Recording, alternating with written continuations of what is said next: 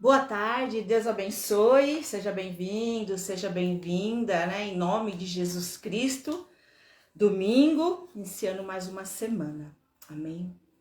Minha oração é sempre essa, que você esteja bem, que a tua família esteja bem, que você esteja firme aí com Deus, mesmo que passando por tempestades, mesmo que em momentos difíceis, amém? Todos nós passamos. Todos nós temos problemas, amém? Todos nós. Ninguém está isento disso.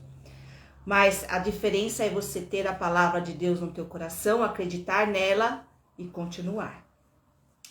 E hoje eu quero compartilhar uma frase que eu ouvi, e aí Deus foi falando no meu coração, e eu peço a Deus que fale com você, assim como falou comigo e vai falar mais ainda. Vamos orar? Coloque aí teu pensamento em Deus, esquece almoço, esquece tudo aquilo que você precisa fazer na semana. Se alimenta da palavra, que é o que vai te dar força para você viver essa semana. É o que vai te ajudar, né? É o que vai te renovar. É a palavra de Deus. Senhor, meu Deus e meu Pai, te agradeço muito por essa semana que se iniciou, pela graça de estar vivo e pelo pão de cada dia, pelo ar que respiramos, por tudo, meu Deus, pelo teu sustento, que vai além de comida ou bebida, mas é o sustento na alma, que nos fortalece e nos coloca em pé. Muito obrigada, meu Deus. Abençoa esta palavra. Fala conosco hoje. Derrama da tua graça. Nós precisamos, eu preciso, Senhor. Eu preciso do teu Espírito Santo. Eu preciso que o Senhor coloque as palavras certas na minha boca. Que eu consiga passar aquilo que é a tua vontade. Que eu seja clara nas palavras. Em nome de Jesus. Coloca teu anjo aqui. Coloca teu anjo com cada um. Nos cobre com o sangue de Cristo, Pai. Abençoa a nossa vida. Abençoa a nossa família. Obrigada, meu Deus, porque tu és misericordioso e as tuas misericórdias não têm fim. Muito obrigada, meu Deus. Em teu nome santo é que nós oramos e te agradecemos. Amém. Somente a visão correta te tira da caverna. Somente a visão correta te tira da caverna. Nós vamos hoje falar sobre Elias, capítulo 18 e capítulo 19 de 1 Reis, não vou ler tudo. Lição de casa, leia 1 Reis 18, 1 Reis 19, lá no Velho Testamento, que é aquilo que nós vamos hoje aprender juntos e compartilhar. Então eu quero ler 1 Reis 19, 1 a 3. Diz assim: Ora, Acabe, que era o rei, contou a Jezabel, a esposa do rei, aquela que você já deve ter ouvido falar, tudo o que Elias tinha feito e como havia matado todos aqueles profetas à espada de Baal, 450 se eu não me engano.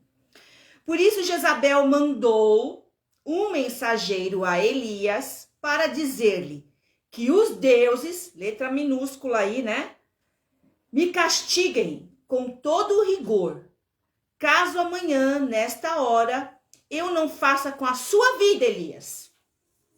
Igualzinho você fez com meus profetas lá, os profetas de Baal. Elias, quando recebeu a mensagem, né, teve medo e fugiu para salvar a vida. Em Berseba de Judá, deixou o seu servo e continuou para se esconder. Agora, 19 de 1 a 3, não. Continuando o capítulo 19, eu vou ler do 9 ao 16. Ali entrou numa caverna Elias e passou a noite. E a palavra do Senhor veio a ele. Olha o que Deus disse para Elias. O que você está fazendo aqui, Elias? Ele respondeu.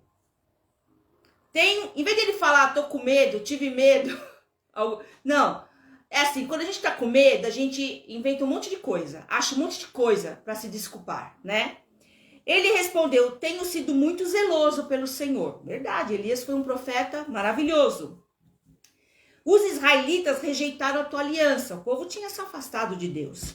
Quebraram os teus altares, mataram os teus profetas à espada. Sou o único que sobrou. E agora também querem me matar. O Senhor lhe disse, saia e fique no monte, na presença do Senhor, pois o Senhor vai passar. A presença de Deus ia passar perto de Elias. Então veio o vento fortíssimo que separou os montes, esmigalhou as rochas diante do Senhor, mas o Senhor não estava naquele vento. Depois do vento houve um terremoto, mas o Senhor não estava no terremoto. Depois do terremoto houve um fogo, mas o Senhor não estava no fogo. E depois houve um murmúrio, uma brisa suave, a calmaria. Aí o Senhor estava lá, na calmaria. Quando Elias ouviu, puxou a capa para cobrir o rosto, porque viu que Deus estava lá. Saiu e ficou à entrada da caverna. E uma voz lhe perguntou, de novo, o que você está fazendo aqui, nessa caverna, Elias? E a pergunta é para mim, e a pergunta é para você. O que você está fazendo aí, nessa caverna? O que pode ser essa caverna na tua vida? Sabe, a gente pode pensar em várias coisas. Mas resumindo, caverna é um lugar em que você está se escondendo. E quando a gente está se escondendo, seja lá por que for, o motivo que for, medo, covardia, enfermidade, desânimo, fracasso, sentimento de fracasso, não importa qual o motivo. O motivo de Elias foi o medo. Eu não sei qual é o teu motivo, você já sabe qual é o teu motivo. É um lugar de se esconder. Então, se eu estou me escondendo de algo em um lugar, está faltando resolver alguma coisa na minha vida. Porque Deus, Ele não nos chamou, Ele não nos escolheu para vivermos escondido, seja lá do que for. Então a gente precisa parar e pensar. Porque Deus falou para Elias não uma vez, mas mais de uma vez. O que você está fazendo aqui? Sabe o que significa? O que você está fazendo em um lugar que não é o seu lugar?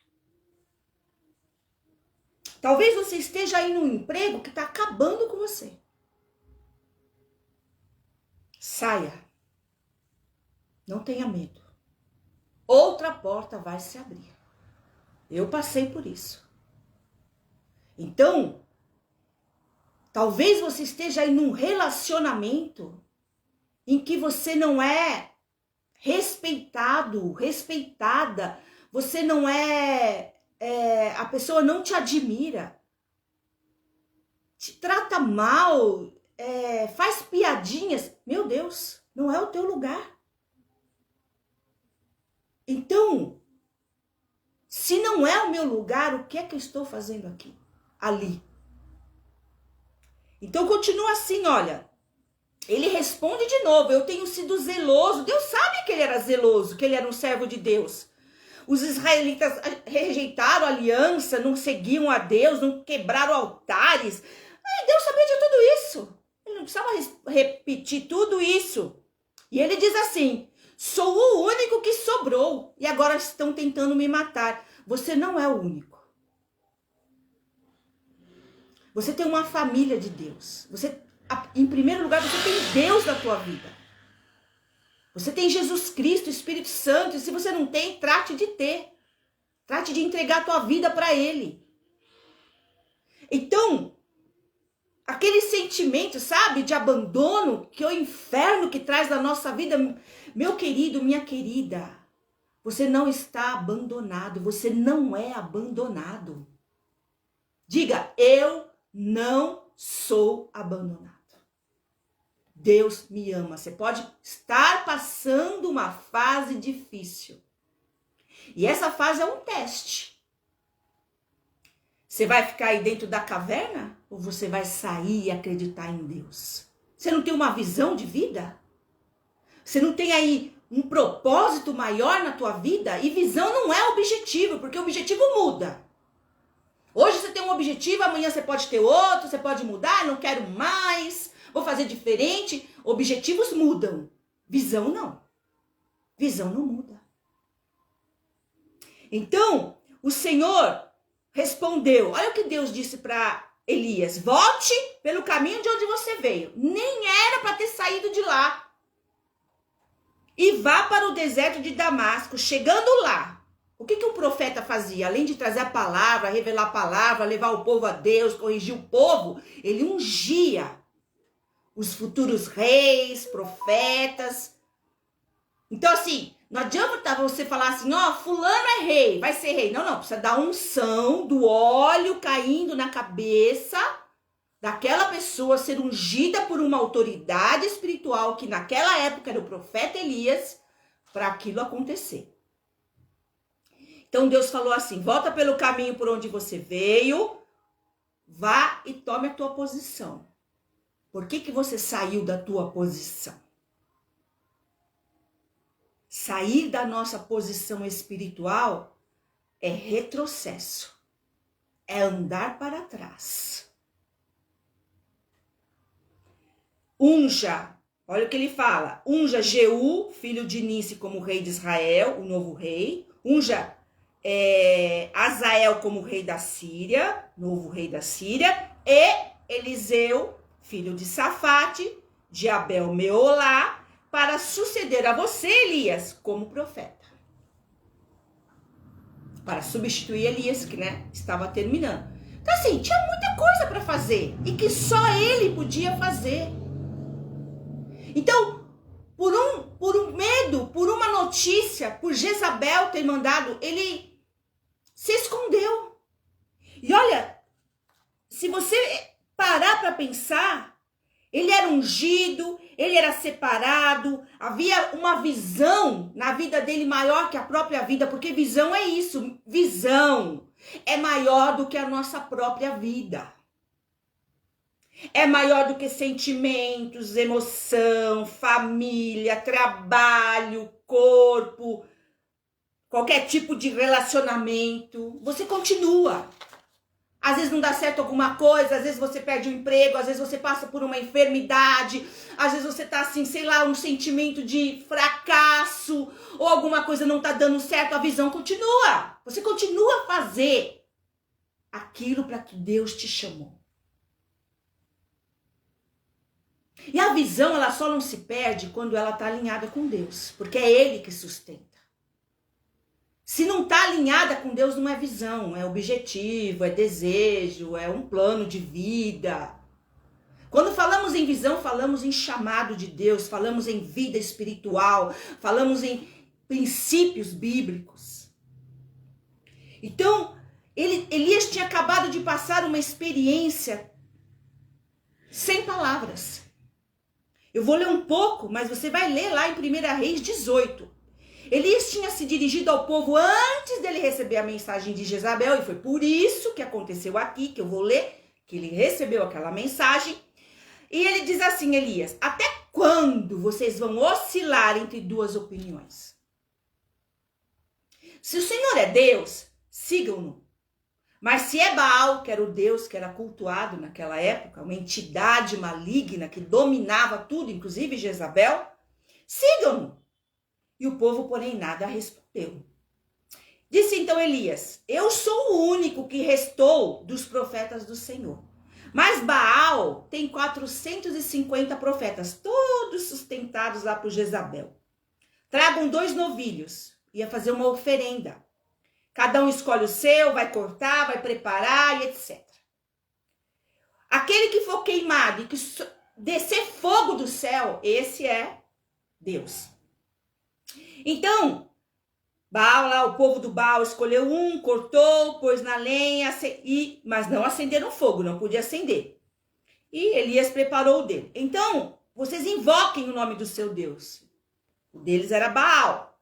E eu invocarei o nome do Senhor. O Deus que responder por meio de fogo, esse é Deus. Então, todo o povo disse, o que você disse é bom.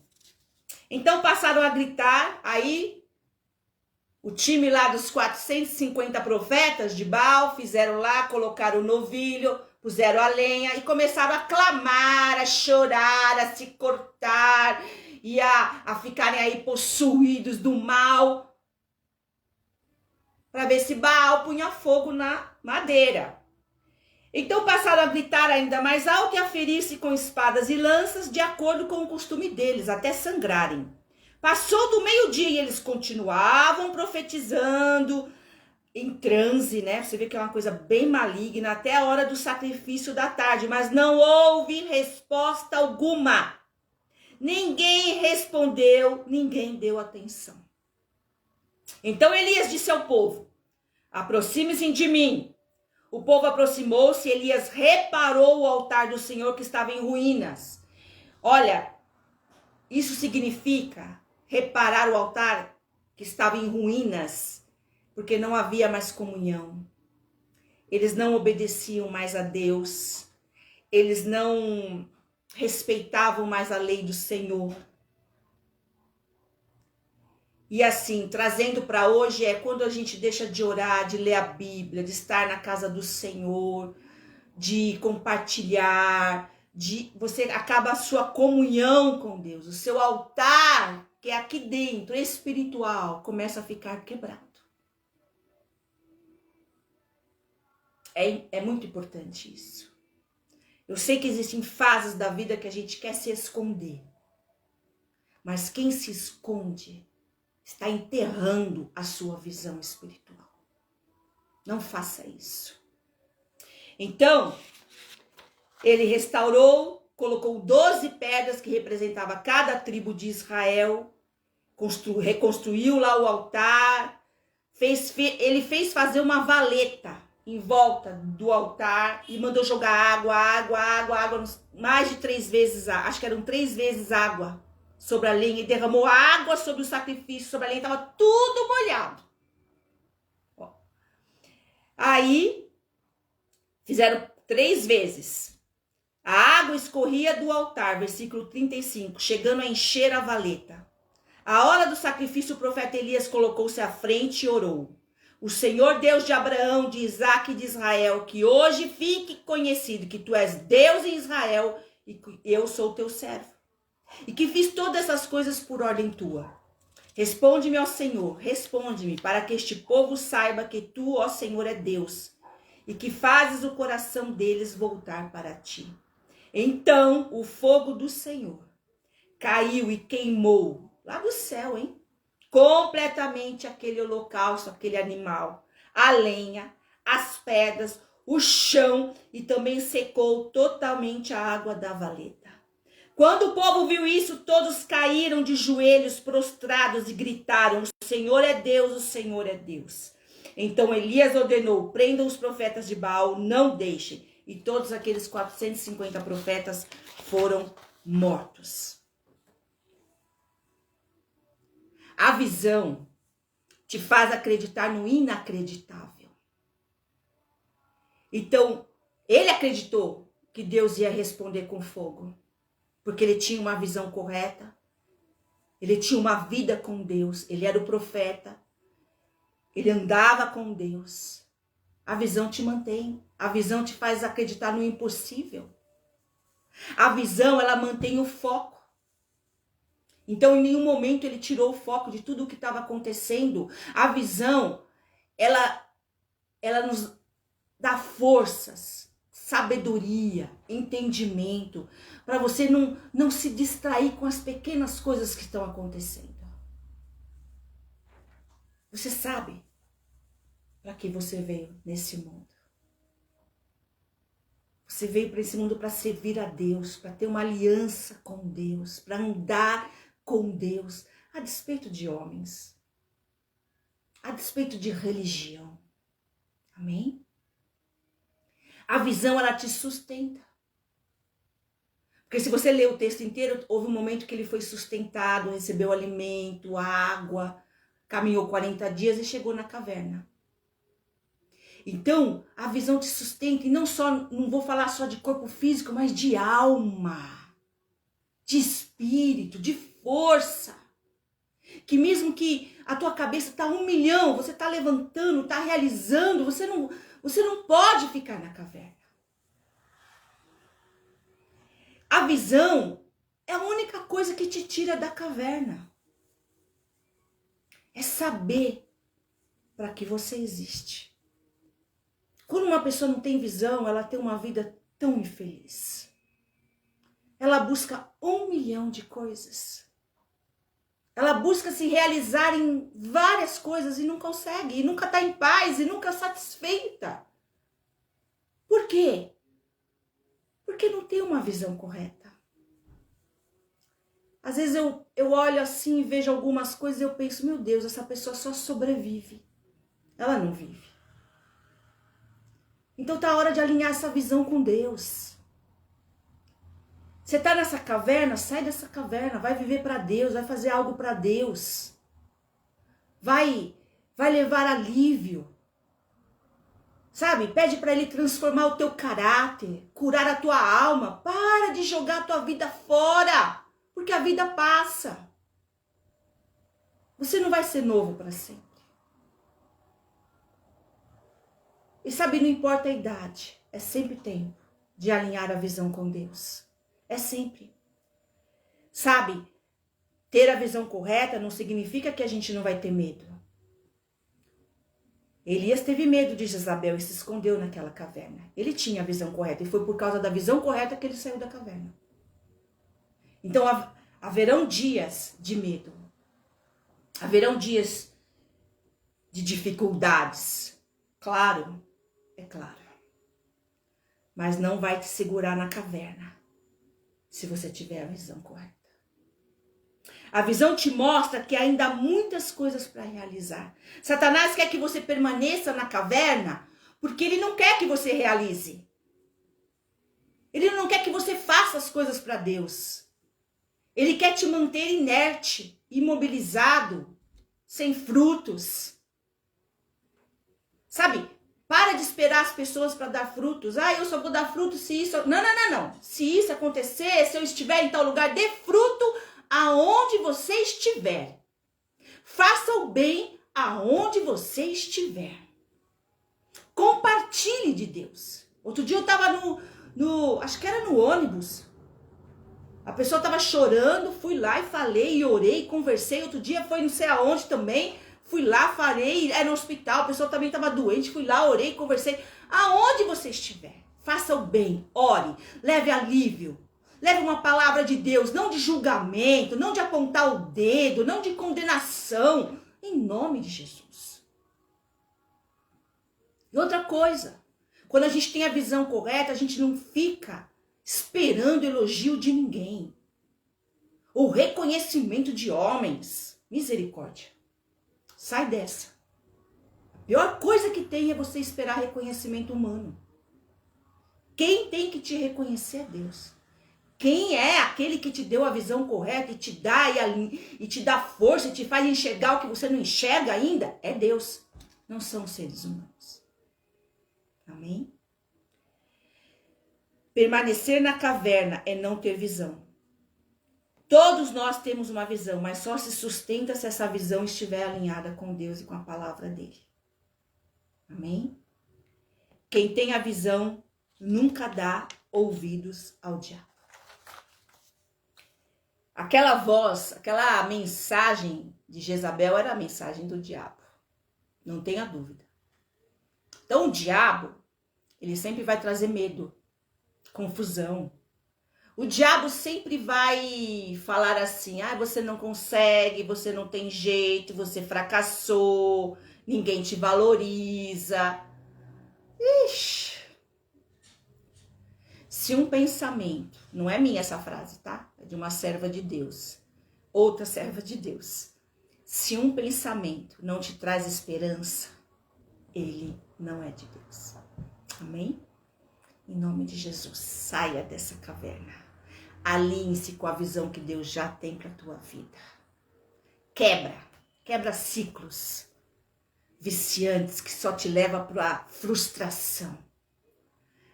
Saia de sentimentos destrutivos. Olhe para Jesus Cristo, o autor e consumador da nossa fé. Senhor, meu Deus, meu Pai, eu te agradeço por essa palavra. Bendito, bendito é o teu nome. Abençoa cada vida. Tira da caverna, meu Deus. Traz a luz a cada um. Às vezes, as pessoas estão aí imaginando uma caverna física. Realmente, Elias entrou numa caverna física, mas agora eu estou falando de cavernas espirituais. Vícios, algemas, prisões, enganos, mentiras, preguiça. Ai, seja lá o que for. Em nome de Jesus, Pai, faz grande obra. Tira da nossa vida sentimentos mentirosos. Tira da nossa vida uma maneira de viver que não está de acordo com o Senhor e que só tem nos destruído. É incrível como as pessoas fazem coisas que as destroem. Não está destruindo mais ninguém além delas mesmas. Ajuda, meu Deus. Traz a luz. Porque estar na caverna é estar na escuridão. E enquanto eu estiver na escuridão, eu não vou enxergar a luz. Para Elias enxergar a luz, o Senhor falou, sai daí. E o Senhor está falando hoje para você, sai daí. Sai dessa caverna. Sai desse sentimento. Sai desse vício. Sai dessa destruição. Sai desse pensamento. Em nome de Jesus. Senhor, cobre cada vida com o sangue do Cordeiro. Coloca teu anjo guerreiro do lado de cada um, meu Deus. Quebra as obras de Satanás, Senhor. A tua palavra diz que o Senhor veio para destruir as obras do diabo. Pois nós te pedimos agora, destrói, Senhor, nas nossas vidas toda a obra do diabo. Destrói na nossa família toda a obra do diabo. E nós já declaramos a vitória do Senhor, declaramos a luz, o milagre, a reconstrução, novos caminhos, portas abertas, milagres extraordinários, o impossível, assim como Elias viveu, nós vamos viver. Nós cremos e eu creio. Ligo na terra está ligado nos céus. Para honra e glória somente do teu nome, Jesus. E é em teu nome que nós oramos agora. Amém. Amém. Glória a Deus. Vai aí para uma semana de paz. Semana que vem nós estamos aqui. Em nome de Jesus. Deus te abençoe a você, a tua casa, a tua família, teu trabalho, os estudos, a tua entrada, a tua saída. Que o Senhor esteja com você em todo o tempo. E se Ele permitir, nós estaremos aqui a semana que vem para a honra e glória do nome dEle. Se foi bênção para a tua vida, compartilha, se inscreva no canal, em nome de Jesus Cristo. Amém.